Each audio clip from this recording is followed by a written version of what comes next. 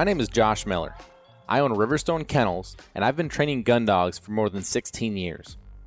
I have field trialed, I've hunt tested, but at the end of the day, I'm a duck hunter. You might find that the duck in our Duck Dogs podcast is spelled uniquely. The UK stands for my British Labs. I love my British Labs. I love what they offer me, both as a part of my family and the high motor in the field. As you're going to find, I have some pretty special dogs. Follow along in our podcast series here as we talk about both in the field hunting and in the field training situations that will hopefully help you progress with your dog at home.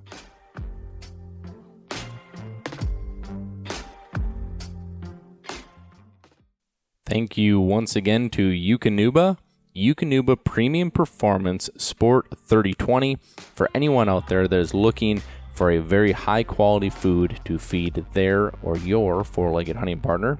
I would highly suggest looking into that. Eukanuba Premium Performance Sport 3020. Also, thank you to Lucky Duck. For those of you that did not see, they just launched and released their new large 5-star crash test rated kennel. So that now they have the intermediate and the large for those of you that are looking for maybe a little more room, maybe have a little bigger dog. Go check them out at luckyduck.com.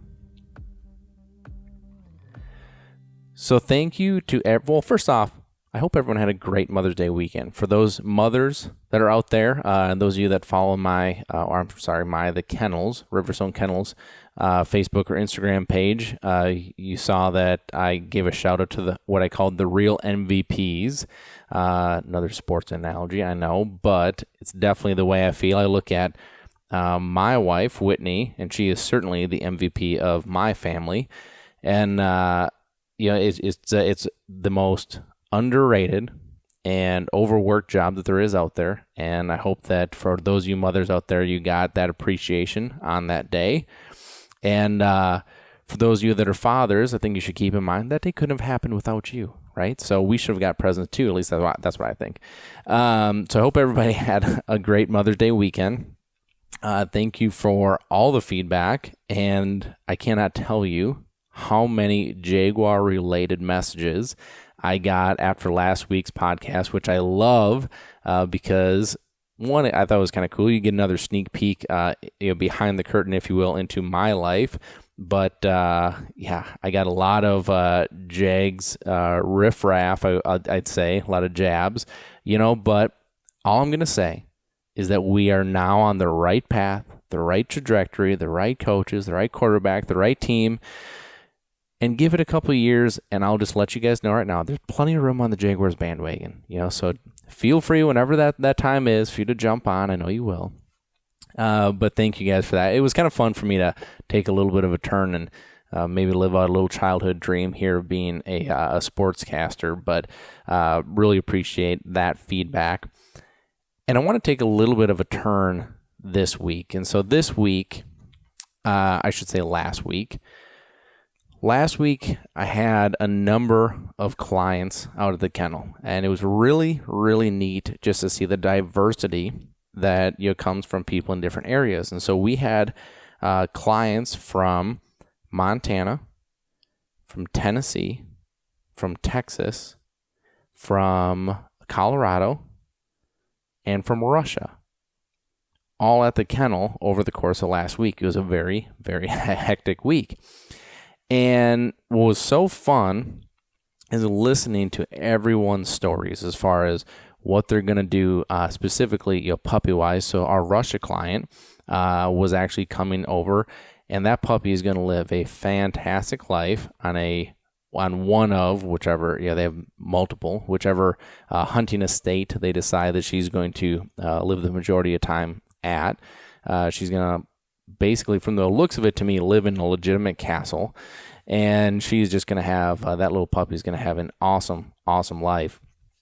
But really interesting listening to how the dogs are in as far as the hunting side of things and how it relates and how they hunt and how they use the dogs. Really interesting.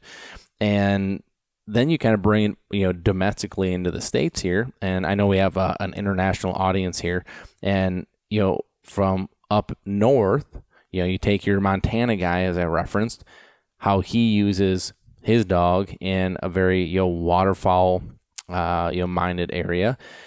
Then, we had our Tennessee, client who really just hunts quail and does a lot of, for the retrievers, the dog is either walking at heel with them the entire time and will just go into flush when the pointers are on point, or sitting on a wagon as they do wagon hunts and sit on the wagon until, the dog is released to go after the shooting.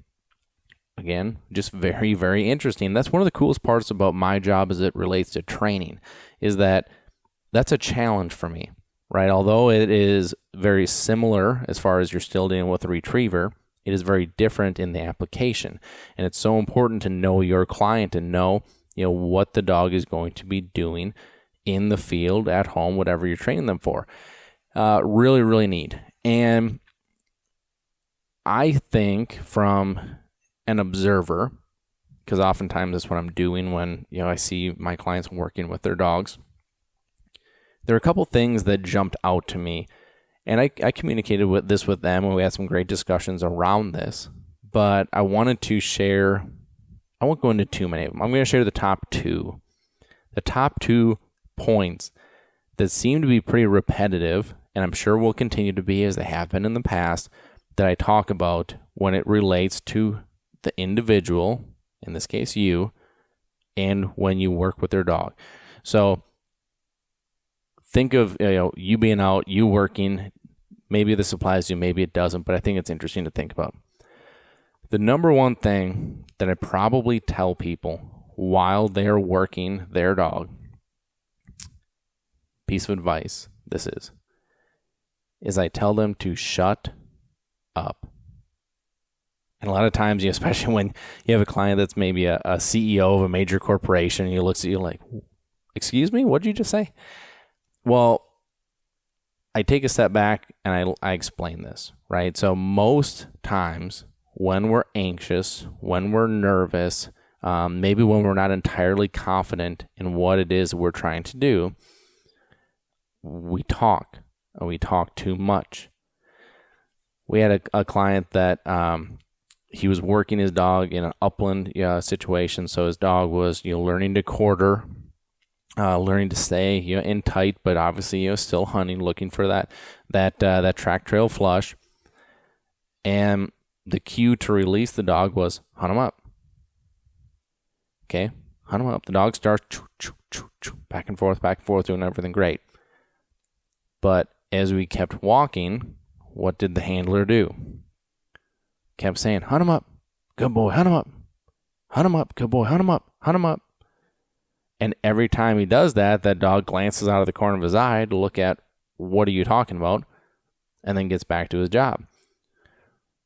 I use the analogy, and a lot of times I just come up with these on the fly, so this probably isn't a great analogy. But I use the analogy that if your boss came to you and said, hey, write me this report. And you said, okay, sounds good. You go to start writing, and then the boss says, hey, write me that report. Hey, write me that report. And continues to repeat himself. One, you're probably not going to be as efficient writing that report.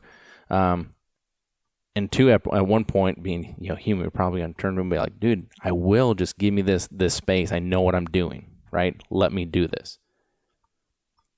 In this case, because I had worked with this dog, I knew the dog was capable of it. I knew the dog was going to do it.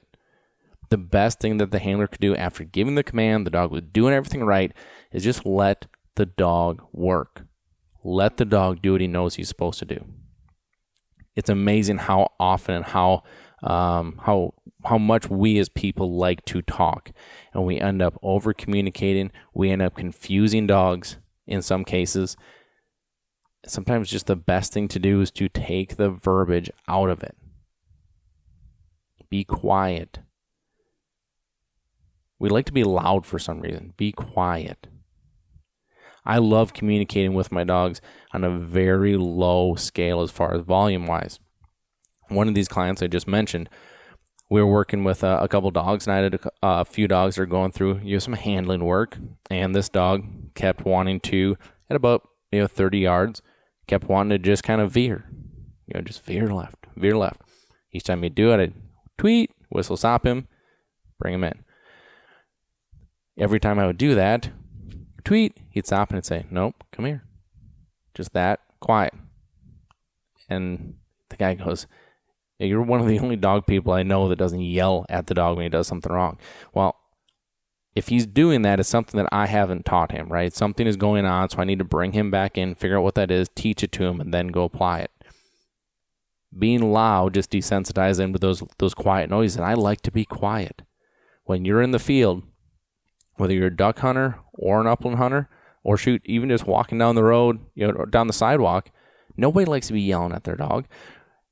And if you don't notice, and you are the guy that yells, no one likes hunting with you.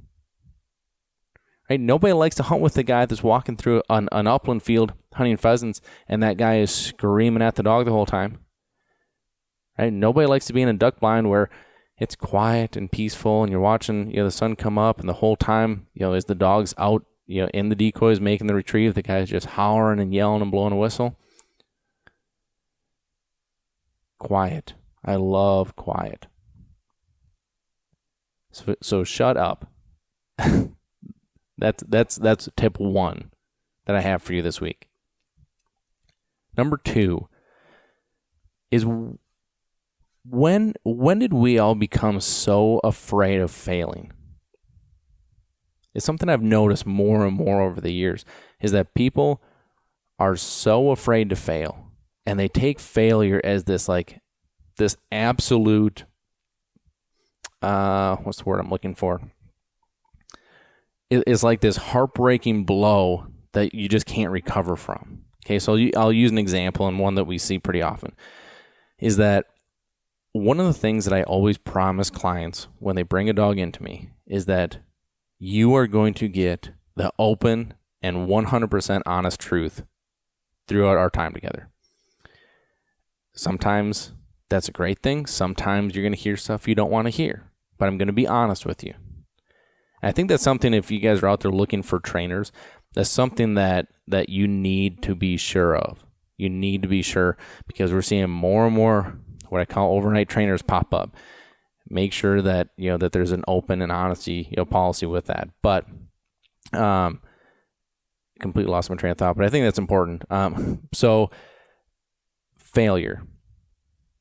We see so often that when I make a phone call and I'm like, hey, Duke's doing pretty well on XYZ, but I'm just gonna use an example with braking. He's really struggling, with braking. We're gonna have to take our time, make sure we get this done really, done right. This is usually the point that people kind of panic. Oh my gosh, he's not gonna make it, and we're falling behind. And all this kind of this right here. You probably heard me say this on this podcast before, that I hate timelines.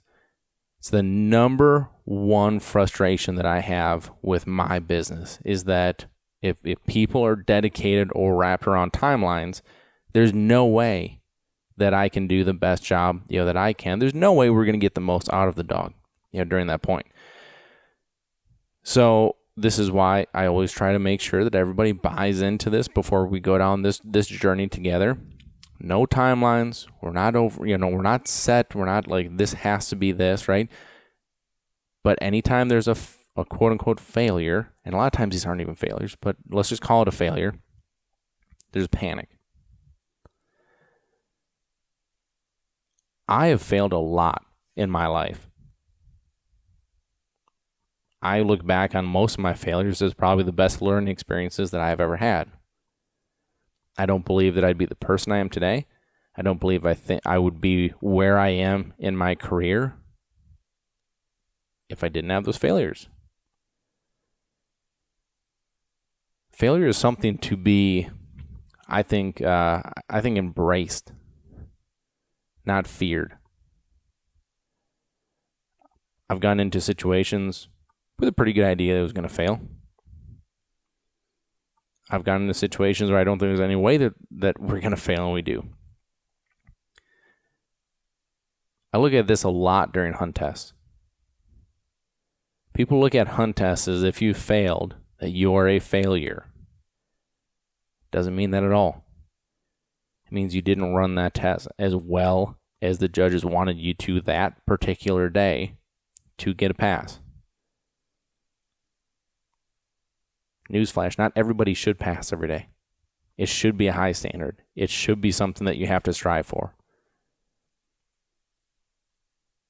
But I think failure, just as a whole, we look at it with our dogs, and we've talked about this before. There's never an end to this.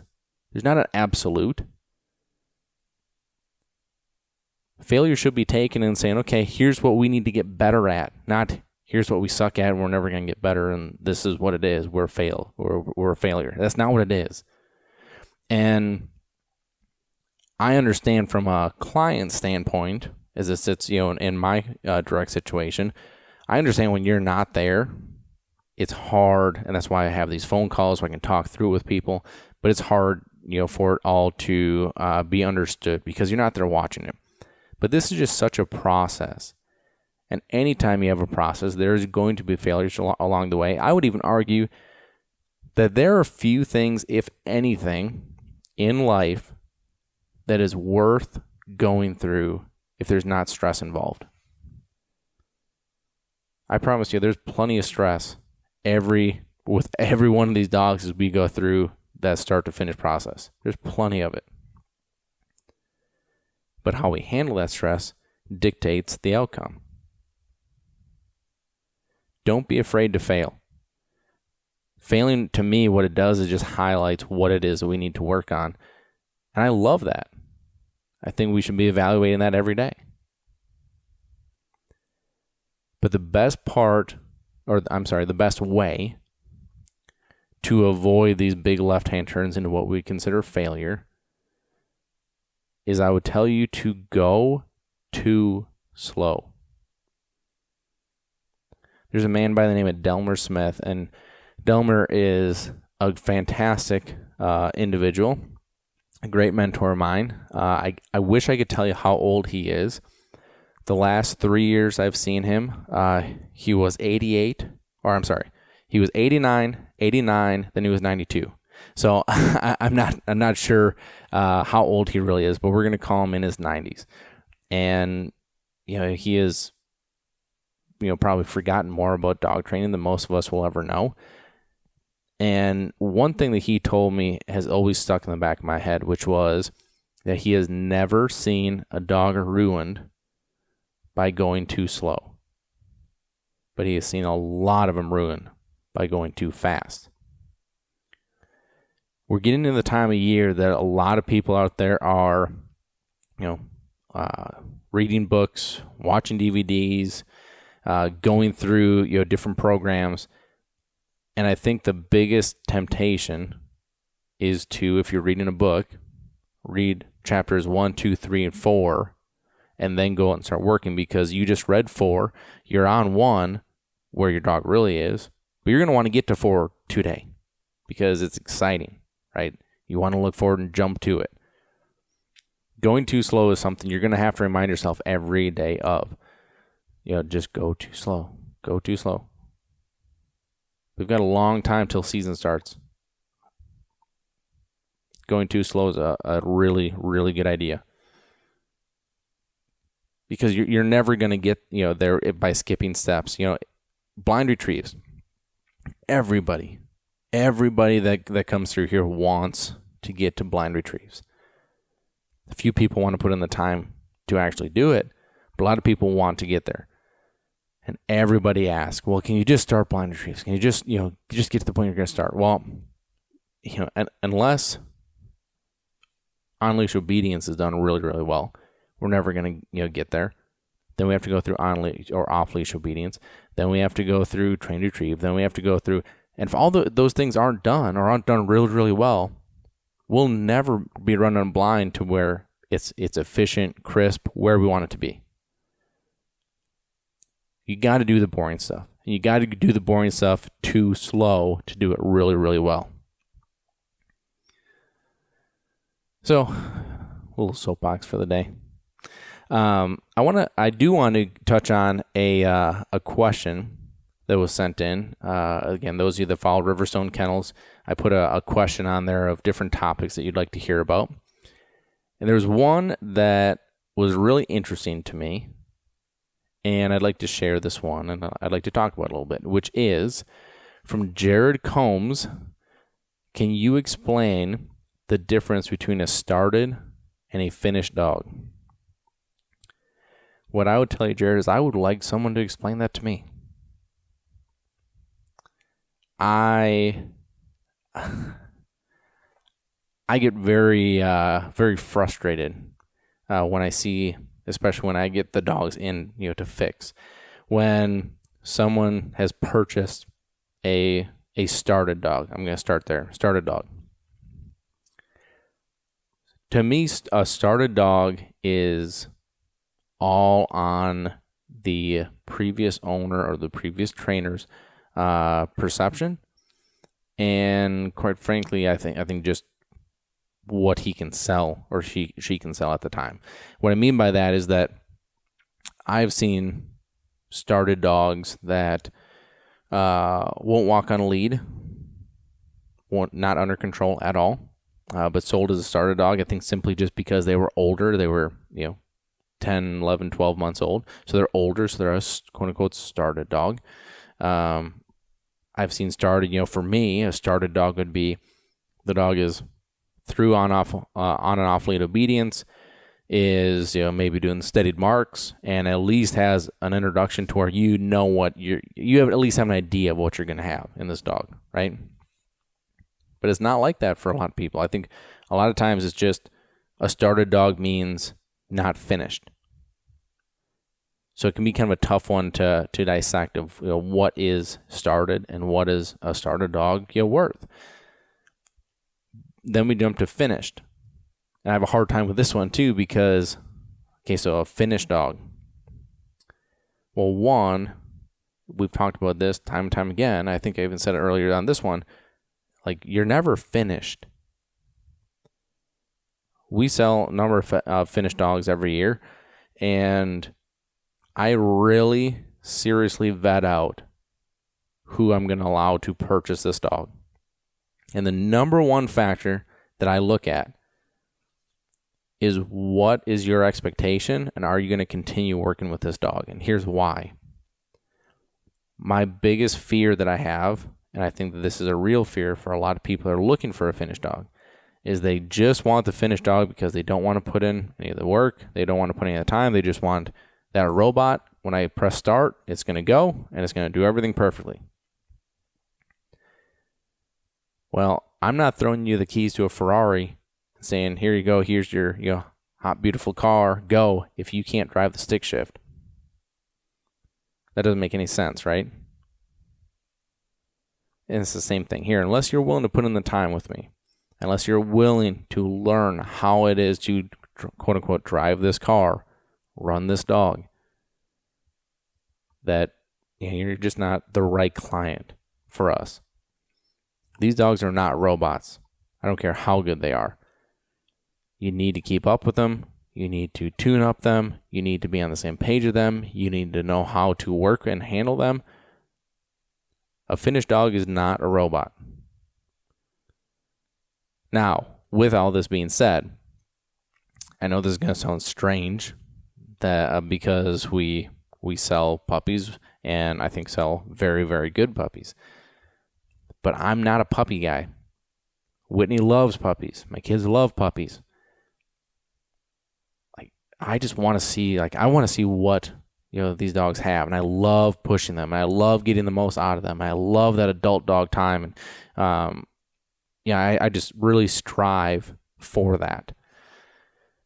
And what I love about, again, maybe we'll call him a starter dog, but a dog that's just maybe, a little older in that, maybe 6 to 10, 11 month age, is that I can kind of see, all right, do I have something to work with here?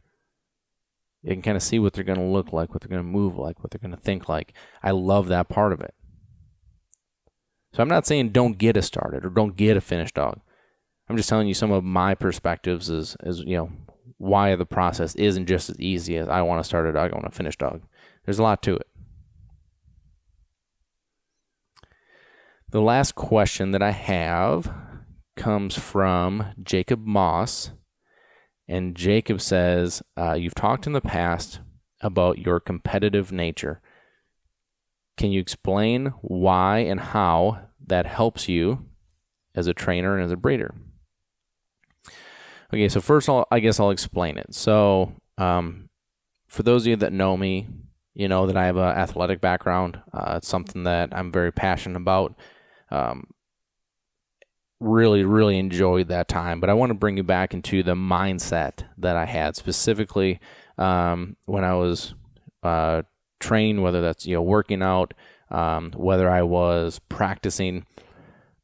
I always had I want to be better than the next guy attitude. Like that's how my mind works. Like if I go into something, I want to be the best at it.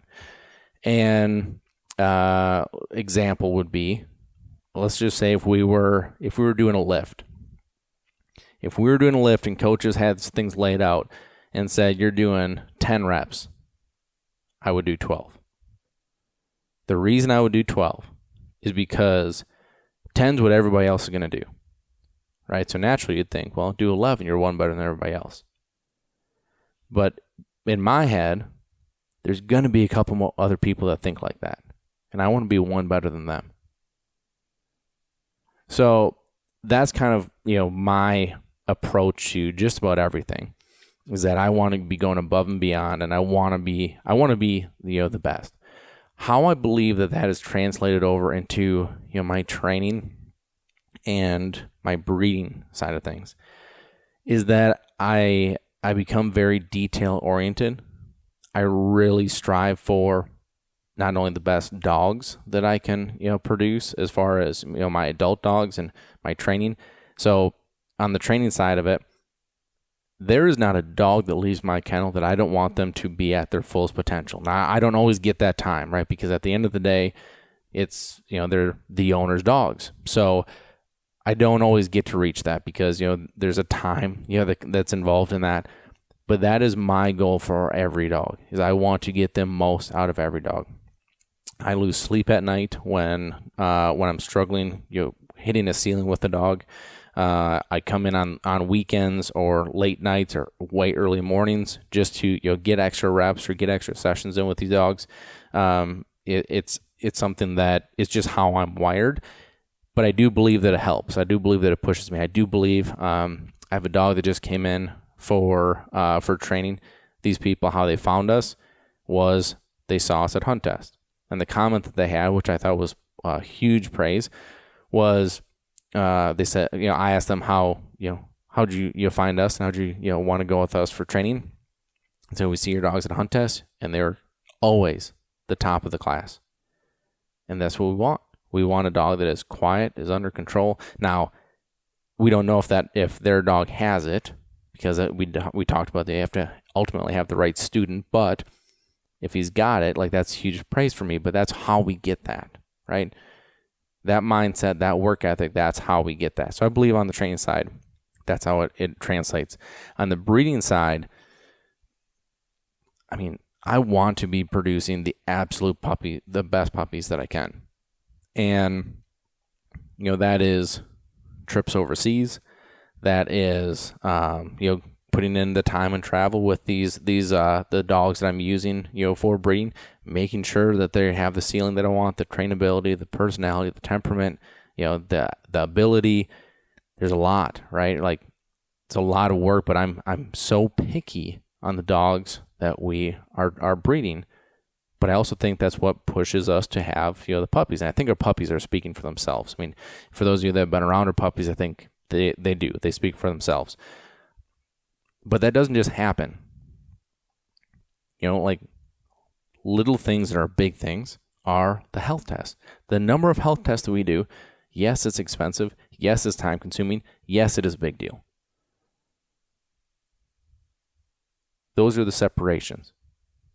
And that's what I continue to look for is, the separations in, what can we be doing better? So I think that's where, when I've referenced in the past,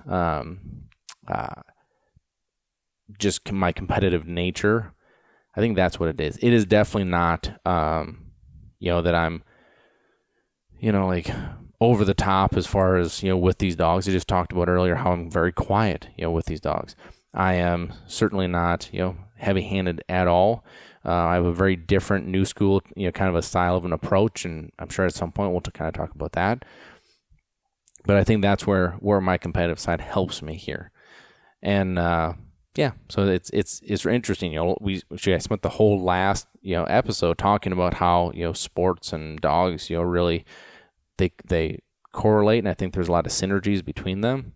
I think this is one of them too. This isn't a job that I know it sounds all glamorous. It is not.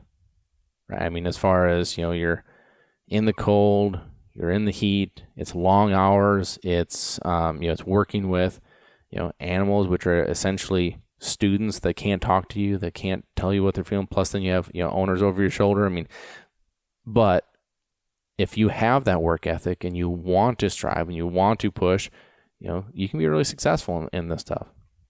But again, that's where I think that mindset really translates over. And so I think that was an interesting question. So I'm going to wrap it up here because it is really, really late and I'm exhausted and I have a very early morning to get up and start another day. So hope you guys enjoyed this. I'd like to give a shout out to Gundog Supply, www.gundogsupply.com. The one-stop shop for everything we need, hunting, training. It is a great place. I highly suggest you checking them out if you need anything, especially heading into this training season. And a big thank you to Sitka Gear, as these mornings have been really chilly, and I wear less clothing, stay warm, stay more comfortable than anything that I've ever had in the past. So go check them out, www.sitkagear.com.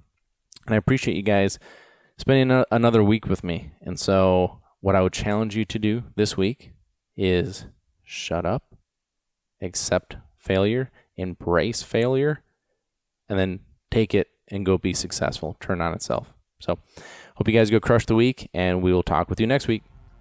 Thanks for listening. Be sure to follow us on Facebook and Instagram, leave us a review on iTunes, and a special thank you to Eukanuba, because without them, we couldn't do what we do here, bringing this information to you.